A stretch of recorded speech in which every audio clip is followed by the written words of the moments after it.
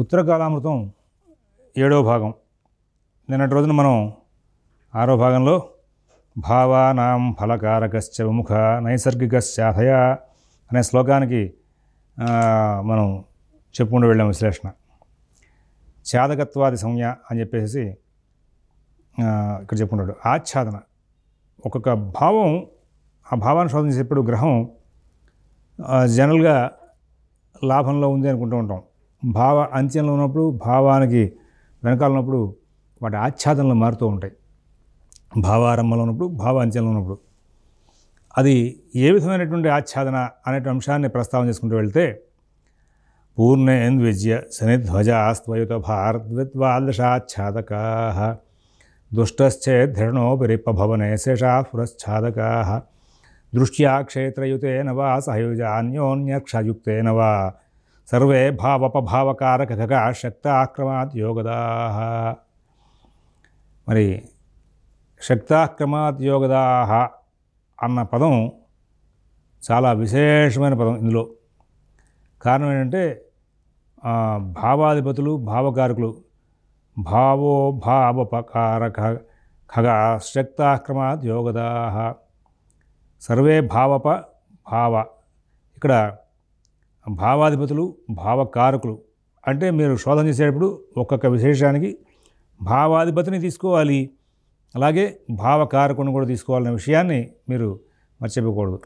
అయితే ఇక్కడ అధిపతి అనేది మనకి జాతక చంద్రిక ద్వారా తెలిసింది. ఎవరు అధిపతులు మంచివాళ్ళు, ఎవరు అధిపతులు మంచివాళ్ళు కాదు అనే విషయాన్ని జాతక చంద్రిక ద్వారా మనం తెలుసుకున్నాం. కానీ ఏ విషయాన్ని మనం శోధన చేసుకొచ్చినా కానీ సర్వే భావపభావకారకగా, భావగ్రహం అంటే భావాధిపతి, భావకారకుడు, వీళ్ళిద్దరినీ కూడా తీసుకుని శోధన చేసుకుంటూ వెళ్ళాలి ఏదైనా సరే. గతంలో మనం భావో భావపతిశ్చ కారక ఖగస్తే పాపమధ్యస్థితా అనేటువంటి సూత్రం చెప్పుకున్నాం. భావం, భావాధిపతి, భావకారకుడు అందరూ కూడా వాళ్ళు పాపమధ్యస్థితా, అప్పుడే ఆ భావం ఫెయిల్ అయిందని చెప్పాల్సి వస్తుంది.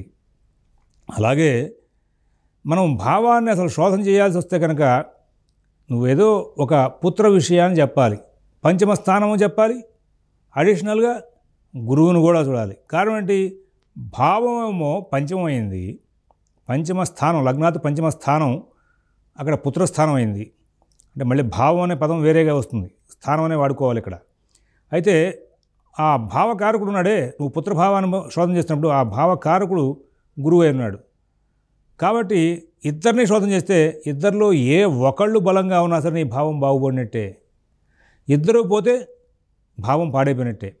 భావంలోనూ పాపగ్రహాలు చేరినాయి, భావం పాపగ్రహాల మధ్యలో పడిపోయింది. పంచమ స్థానం, పంచమాధిపతి పాపాల మధ్యలో పడిపోయాడు, పాపగ్రహాల మధ్యలో. ఆ గురువు కూడా పాపగ్రహాల మధ్యలో పడాడు. అప్పుడు మూడిట్లోనూ కనుక తేడా ఉంటే అయిపోయిందండి, ఇంకా అసలు సంతాన స్థానం పాడైపోయింది అనుకోవాలి. ఆ సంతాన స్థానం పాడడం అంటే పిల్లలు పుట్టకపోవడమా, పిల్లలు పుట్టిన తర్వాత వాళ్ళ ద్వారా నీకు ఇబ్బందులు రావడమా, పుట్టిన పిల్లలు అనారోగ్యవంతులుగానో మూర్ఖులుగానో పుట్టడమా అని విశ్లేషణ చేయడానికి ఆ స్థానస్థిత, ఆ స్థానయుత, స్థానవీక్షిత గ్రహాల మీద మరి నువ్వు ఆ ఫలితాన్ని నిర్ధారణ చేయాల్సి వస్తూ ఉంటుంది. కాబట్టి ఇక్కడ భావం, భావకారకుడు అలాగా ఒక్కొక్క అంశాన్ని ప్రస్తావన చేసుకుంటూ వచ్చేటప్పుడు ఏ విధమైన ఫలితాలు ఉంటాయి? పిల్లలు పుట్టకపోవడం ఉంటుందా, పిల్లలు పుట్టాక వాళ్ళు మూర్ఖులుగానో అనారోగ్యులుగానో ఉంటారా, పిల్లలతో నీకేం ఉపయోగం లేకుండా ఉంటుంది అనేటువంటి విషయాల్ని విశ్లేషణ చేసిన గ్రంథాలే ఈ పారిజాతం కానీ, లేకపోతే మన భావార్థ రత్నాకరం కానీ, లేకపోతే హోరారత్నం కానీ, హోరాననే సంగ్రహం కానీ, మరి మానసాగరం కానీ, ఇలాగా సారావళి, ఇవన్నీ కూడా గ్రంథాలని కూడా అట్లాంటి విశ్లేషణకు తీసుకువెళ్ళినాయి. ఒక్కొక్క భావం మీద మీ యొక్క శోధనకి ఈ గ్రంథాలని కూడా భావం మొత్తం పాడైపోయింది, కానీ అక్కడ భావానికి సంబంధించి ఒక శని యొక్క వీక్షణ జరిగింది, ఆ రాహు చేరాడు, ఇట్లాంటివన్నీ కూడా చూసినప్పుడు అక్కడ మరి సంతానం కలిగేటప్పుడే ఇబ్బంది, సంతానం కలిగాక ఇబ్బంది, అది సంతానం వల్ల మీరు ఇబ్బంది పడడం, ఇవన్నీ కూడా శోధన చేసుకుంటూ వెళ్ళడానికి మీకు బాగా సహకరించేటువంటి గ్రంథాలు. కాబట్టి మీరెప్పుడు కూడా సర్వే భావపభావకారక ఖగా శక్తాక్రమాత్ యోగదాః అనేటువంటి సూత్రాన్ని వదిలిపెట్టకుండా కనుక మీరు అన్వయం చేసుకుంటూ ముందుకు వెళ్తే చాలా విశేషమైనటువంటి ఫలితాంశాలు వస్తాయని గమనించుకుంటారని చెప్పి ఆశిస్తూ పూర్ణేంద్విజ్య శనిధ్వజాస్త్వయుత భారద్వాదశాచ్ఛాదకాః దుష్టశ్చేద్ధిషణోపి రిప్పభవనే శేషా పురచ్ఛాదకా. ఇది ఒక గొప్పదైనటువంటి శ్లోకం. పూర్ణచంద్రుడు, గురువు, శని, కేతులు నలుగురు కూడా తామున్న స్థానానికి ద్వితీయం, ద్వాదశం 2 స్థానాలను కూడా ఆచ్ఛాదిస్తారు. అంటే భావారంభంలో ఉండగా వ్యయస్థాన్ని, భావాంత్యంలో ఉండగా తదుపరి భావాన్ని రెండింటినీ కూడా చేస్తూ ఉంటారు. మరి ఆచ్ఛాదనం అనేటప్పుడు దృష్టి విశేషం కలదని గ్రంథకర్త ఒక అభిప్రాయంగా చెప్పుకుంటూ వచ్చాడు. అలాగే గురుడు దోషలక్షణుడు కనుక అయితే మరి ఆయన అప్పుడు కేవలం ద్వాదశ స్థానాన్ని మాత్రమే, అంటే గురువు కనుక ఎవరైనా చూసే గ్రహాల ద్వారా కానీ కలిసిన గ్రహాల ద్వారా దోషం ఏర్పడితే అప్పుడు కేవలం భావం, ఆయన ఉన్న భావానికి వెనకాల భాగం మాత్రమే చూస్తూ ఉంటాడు. తక్కిన వాళ్ళు అయినటువంటి రవి, కుజ, బుధ, రాహు, శుక్రులున్నారే వాళ్ళు ఎప్పుడు కూడా వాళ్ళున్న స్థానానికి ఇట్లా పురోగమనంలో ముందుకు వెళ్తూ వాళ్ళు ఆ పక్కన ఉన్నటువంటి ఆ యొక్క రాశిని మాత్రమే ఆచ్ఛాదిస్తూ ఉంటారే అన్నారు. అయితే ఇక్కడ పాఠాంతరాలు ఉన్నాయి ఇందులో. ఎందుకు కారణం ఏంటంటే రాహుకేతులు ఎప్పుడు వెనక్కి వెళ్తూ ఉంటారు కాబట్టి వాళ్ళు భావం యొక్క 12వ భావాన్నే ఆచ్ఛాదన చేస్తారని చెప్పాలని. రవిచంద్రులకి వక్ర మార్గం ఎప్పుడూ లేదు కాబట్టి వాళ్ళున్న భావానికి ద్వితీయ భావాన్ని మాత్రం ఆచ్ఛాదన చేస్తారని వీటిని ఒక అంశాన్ని ప్రస్తావన చేసుకుంటూ వచ్చారు. మరి సకల భావాధిపతులు, కారకులు దృష్టి చేత, తామున్న రాశి సంబంధం చేత, వాళ్ళ ఏకత్ర సహవాసం చేత, ఒకరింట ఒకళ్ళు అంటే పరివర్తన వీటి చేత బలవంతులై ఉంటే కనుక క్రమంగా యోగకారకులు అవుతున్నారయ్యా అని చెప్పాడు.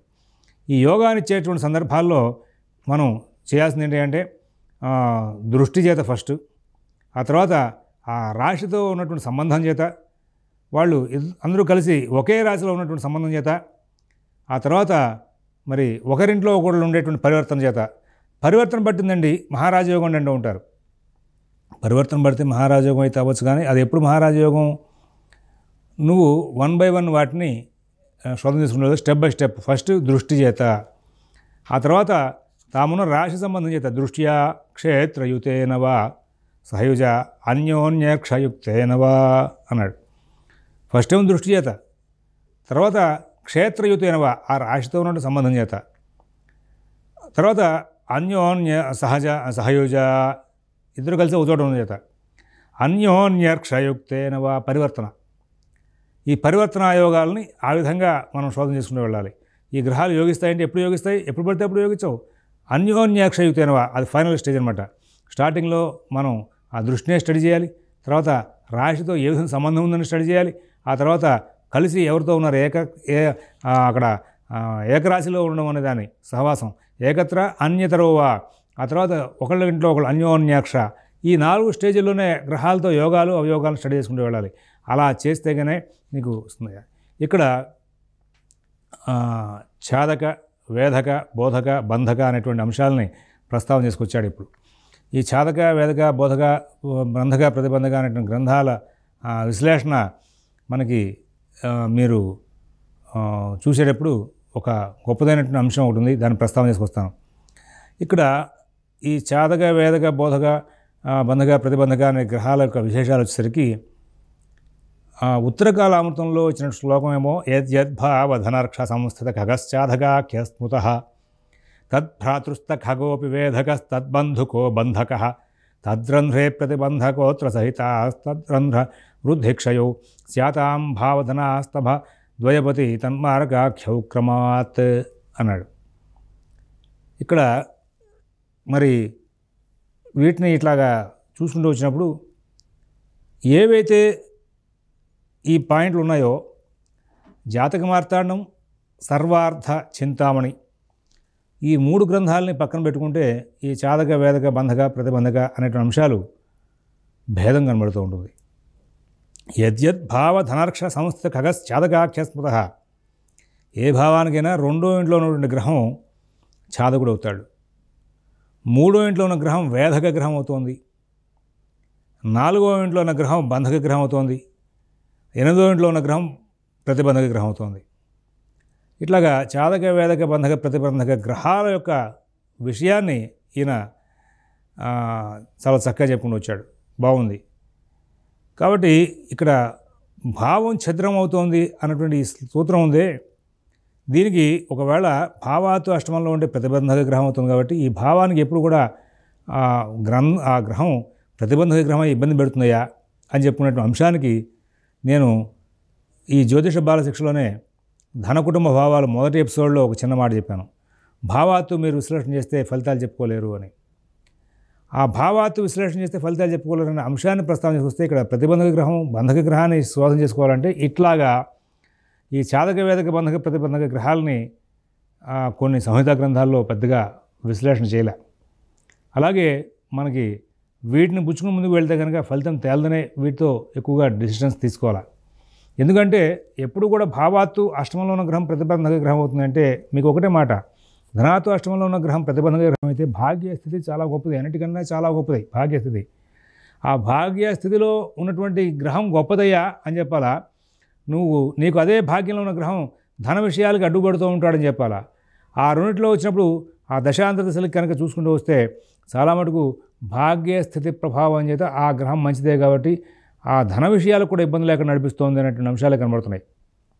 చాలా పెద్ద పెద్ద వ్యాపారస్తుల జాతకాల్లో ఇట్లా ధనాత్తు అష్టమంలో ఉన్న గ్రహాలు అవి కేవలం ప్రతిబంధక గ్రహంగా యాక్ట్ చేస్తున్నాయా, లేకపోతే చాదక వేదక బంధక ప్రతిబంధక గ్రహాలుగా వాటి ప్రభావాన్ని చూపిస్తున్నాయా అని శోధన చేసుకుని వెళ్తే అక్కడ కంటిన్యూటీ వాళ్ళకి ఫైనాన్షియల్ మ్యాటర్స్లో ఈ యొక్క ధనభావాత్తు అష్టమం అంటే లగ్నాత్తు భావంలో ఉన్న గ్రహం మంచి ఫలితాన్ని ఇస్తున్న సందర్భాలను సూచిస్తున్నటువంటి విషయాలు మనకు ప్రత్యక్షంగా కనబడుతున్నాయి.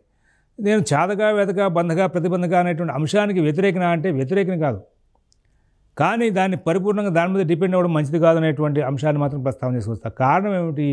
ఈ చాదక వేదక బంధక ప్రతిబంధక గ్రహాల యొక్క విశేషానికి వచ్చేసరికి ఈ ఉత్తరకాలామృతానికి సర్వార్థ చింతామణికి జాతక మార్తాండానికి ఇట్లాంటి విషయాల్లో తేడాలు ఉన్నప్పుడు, అలాగే కొంచెం ఇట్లాంటి విశ్లేషణ గ్రంథాల్లో తేడాలు వచ్చినప్పుడు ఈ గ్రంథాలు మరి తేడానే ఉన్నాయి.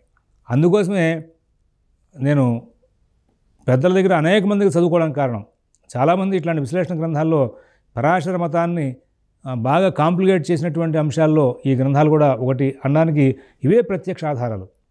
మనిషి యొక్క ఆలోచన కట్టుబడైపోతుంది. అక్కడ వెనకాల జరిగిపోయినటువంటి సూత్రాల్లోనేమో కేంద్రాల్లోనూ కోణాల్లో ఉన్న గ్రహాల యొక్క విశేషాలు చాలా గొప్పవయ్యా అని చెప్పుకుని వచ్చాడు. ఇక్కడ ధనభావాత్తు అష్టమంలో ఉన్నాడు కాబట్టి ప్రతిబంధక గ్రహం అయ్యా అని చెప్పి కనుక శోధన చేసుకొస్తే మరి ఎట్లాగా మీరు ఏది ఇస్తారు ఫలితాన్ని దాని మీద?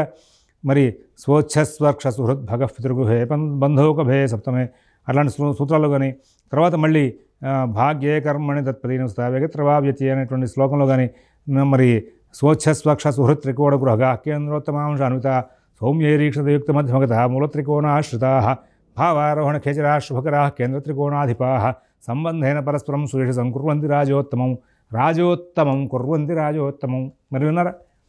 మరి ఇదే గ్రంథకర్త భాగ్యస్థాన స్థితి ఉన్నటువంటి గ్రహం చాలా అనుకూలిస్తుందని చెప్పాడు. భాగ్యంలో గ్రహాలు తర్వాత ఇంకా వేరే శ్లోకాలు చెప్తాడు. చైల్లగ్నాది చతుష్టయే పణపరే సర్వేపి ఖేటాస్తా అంటూ ఒక సూత్రం చెప్తాడు.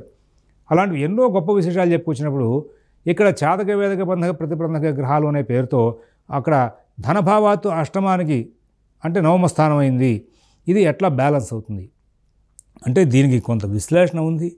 ప్రాక్టికల్గా దీని యొక్క చాదక వేదక బంధక ప్రతిబంధకాల ప్రభావం కొంత పర్సంటేజ్ మాత్రమే జాతకం మీద కనబడే అంశాలు ఉన్నాయి. ఆ గ్రహాల యొక్క స్థితిని బట్టి, గ్రహాల యొక్క వివరాన్ని బట్టి ఉన్నాయి. ఈ గ్రంథకర్త మాత్రం ఇక్కడి వరకు వదిలేశాడు. కానీ ఈ చాదక వేదక బంధక ప్రతిబంధక గ్రహాల యొక్క విశేషాన్ని ఇతర గ్రంథాల్లో కనుక వెళ్ళి చూస్తే కొంత డిఫరెన్స్ కనబడుతుంది. బాగా చక్కగా వెళ్ళిపోతున్న జీవితంలో ఎంతో కొంత డిఫరెన్స్ కనబడుతున్న అంశాలు మనకి బయటపడతాయి. అది ఈ గ్రహ ప్రభావమేనా, ఈ చాదక వేదక బంధక ప్రతిబంధక ప్రభావమేనా అనే అంశానికి వచ్చేసరికి మనకి అన్వయం కుదరక కొంచెం డైలమాలో ఉండే అవకాశం వస్తుంది. దీని గురించి ఆ సందర్భాలు వచ్చినప్పుడు ప్రత్యక్షంగా మీకు వివరణ చేస్తాను. కాబట్టి దాన్ని శోధన చేసుకుంటూ ముందుకు వెళ్ళండి. ఇక్కడ అష్టమ భావంతుడు గ్రహం ఛిద్రరహిత్యం అనగా ఏ విధమైన ప్రతిబంధకాలు లేక సంతుష్టు చిత్తుడుగా ఉండని భావం. ప్రతి భావానికి కూడా ద్వితీయ సప్తమాధిపతుల భావనకు మార్కులు అవుతున్నారు. అనగా లగ్నం తన స్థానం కనుక లగ్నం ద్వితీయం సప్తమాధిపతులు కనుక జాతకం దేహం ఎట్లా మార్కులు అవుతున్నారో అట్లాగే భ్రాతృస్థానానికి ద్వితీయ సప్తమాధిపతులు స్వర్గులు మారవుతున్నారు. ఇట్లాంటివన్నీ కూడా చెప్పుకుంటూ వచ్చాడు. ఈ యొక్క సూత్రాన్ని మనం అమలు చేసుకుంటూ ముందుకు వెళ్ళాలంటే కనుక చాలా మటుకు కొన్ని విశేషమైనటువంటి ఫలితాలు మనకి ఇందులో బయటకు వస్తూ ఉంటాయి. వాటన్నింటి కూడా చూసుకుంటూ వెళ్ళాల్సి వస్తూ ఉంటుంది. వీటి మీద మరొక అంశాలు ప్రస్తావనకు వచ్చినప్పుడు వీటి మీద చెప్పుకుంటూ వస్తాం. ఇక్కడ మరొక ముఖ్య విషయం ఏంటంటే ముత్రక్రూర ఖగస్య దృష్టిరనఘై స్వాధీన వేధా స్మృతా శత్రుక్రూర నిరీక్షితేన చ పరాధీనాఖ్యవేధ భవేత్ పాపైః పూర్వఫలం తతో అంతిమఫలం సౌమ్యైః కలైస్తాదృశం సౌమ్య ఖగైః బలాదికతమహి స్వా స్యాద్ భాగ్యమాయుక్రమాత్ అని చెప్పేసి ఒక ముఖ్యమైనటువంటి అంశాన్ని ఉదాహరణ ప్రస్తావన చేసి ఇచ్చాడు. ఏంటి అంటే స్వాధీన వ్యధ పరాధీన వ్యధ అనేటువంటి పేరుతో గొప్పదైనటువంటి మిత్రగులకు క్రూరగ్రహం ఉంది, అది మిత్రుడయ్యాడు. దృష్టి అది స్వాధీన వ్యధగా, మరి శుభుల చేత స్వాధీన వ్యధ స్మృత స్వాధీన వ్యధ అని పడుతుంది. శత్రు క్రూర నిరీక్షితైన శత్రువులకు క్రూరగ్రహం పాపగ్రహాల చేత పరాధీన వ్యాఖ్యా భవతు పరాధీన వ్యధ అని పడుతుంది. సౌమ్యై శుభుల చేత పూర్వఫలం ప్రాథమిక ఫలాన్ని, పాపుల చేత పాపుల చేత అంతిమ ఫలం చివరి ఫలాన్ని మరి చెప్పుకుంటూ వెళ్ళాలి. మరి సౌమ్య ఖగై శుభపాపుల చేత తాదృశం అటువంటి ఫలితాన్ని క్రమాత్క్రమంగా భాగ్యం ఆయుష్ ఆయుర్దాయం స్యాత్ అవుతున్నాయని చెప్పేసి చెప్పుకుంటూ వచ్చి ఈ తర్వాత 64 శ్లోకంలో రంధ్రేషో వ్యయష్టగో రిపుపతో రంధ్రే వ్యయవాస్తో రిప్పేషో తథైవ రంధ్ర రిపుభే యస్యాస్తస్మిన్ వత్ నాణ్యోన్యక్షగతో నిరీక్షణయుతో తౌరాజయోగప్రదో జాతోసో అనుపతి ప్రహస్తభో రాజాధిరాజేశ్వర అని శ్లోకం చెప్పాడు. అంటే షష్టాధిపతి అష్టమంలో ఉన్న, అష్టమాధిపతి షష్టంలో ఉన్న, లేదా పరస్పరం ఇద్దరు కలిసి షష్టంలో కానీ అష్టమంలో కానీ ఉన్నారు. అలాగే అష్టమ వ్యయాధిపతులకి పరివర్తన, ఒకళ్ళింట్లో ఒకళ్ళు ఉండడం, మరి ఇద్దరు కలిసి ఒకే ఇంట్లో ఉండడం, అటు అష్టమంలో కానీ ఇటు వ్యయంలో కానీ. అలాగే వ్యయాధిపతికి షష్టాధిపతికి ఈ విషయాలన్నింటినీ కూడా వాటిని ఒక పెద్ద రాజయోగంగా చెప్పుకుంటూ వచ్చాడు. దాని గతంలో మనం విశ్లేషణ చేసాం కాబట్టి నేను ఇక్కడ మళ్ళీ దాని గురించి విశ్లేషణ చేయట్లేదు. మరొక అంశాలతో మరొక ఎపిసోడ్లో చూద్దాం. స్వస్తి.